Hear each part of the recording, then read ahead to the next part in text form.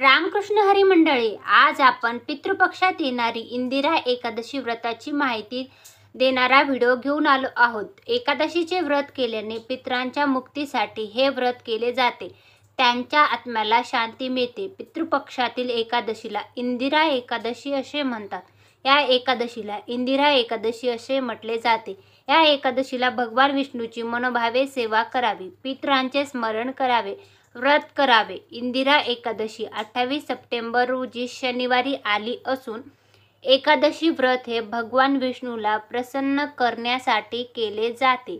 या दिवशी भगवान विष्णूंची मनोभावे सेवा पूजा केली जाते। या दिवशी भगवान विष्णूला तुळशीपत्र आवर्जून अर्पण करावे, नैवेद्याचा भोग लावून त्यात तुळशीपत्र आवर्जून घालावे। या दिवशी आपल्या गायीला पण एक वस्तू चारायची आहे। असे केले तर आपल्या आयुष्यात सर्व गोष्टी चांगल्या होतात। एकादशीला जसे भगवान विष्णूच्या सेवेला महत्त्व आहे, पितृपक्षात गायीला अधिक महत्त्व असते आणि एकादशीला आपल्याला गायीला ही एक वस्तू खाऊ घालायची आहे। गायीच्या शरीरात 32 कोटी म्हणजे 33 कोटी देवतांची सेवा करण्याचा योग असतो। इंदिरा एकादशीचे व्रत केल्याने माणसाचे सर्व पाप नष्ट होतात, शेवटी मोक्ष प्राप्ती होते।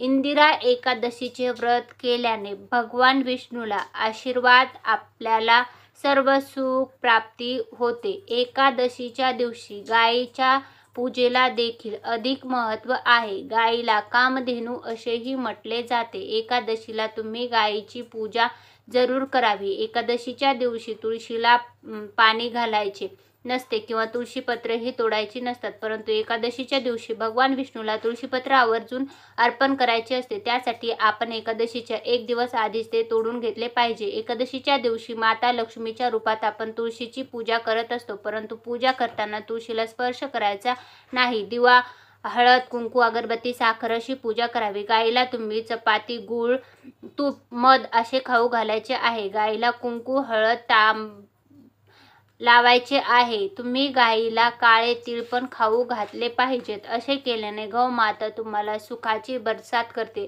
तुमच्या आयुष्यात आनंद देते। एकादशीचे असे व्रत तुम्हाला करायचे आहे, तर अशा प्रकारे तुम्हाला इंदिरा एकादशी जी पितृपक्षात आलेली आहे त्याचं व्रत करायचे आहे।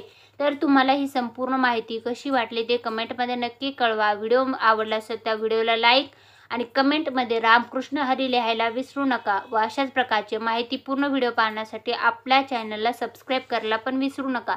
व्हिडिओ शेवटपर्यंत पाहिला असेल तर तुमचे खूप खूप आभार। धन्यवाद।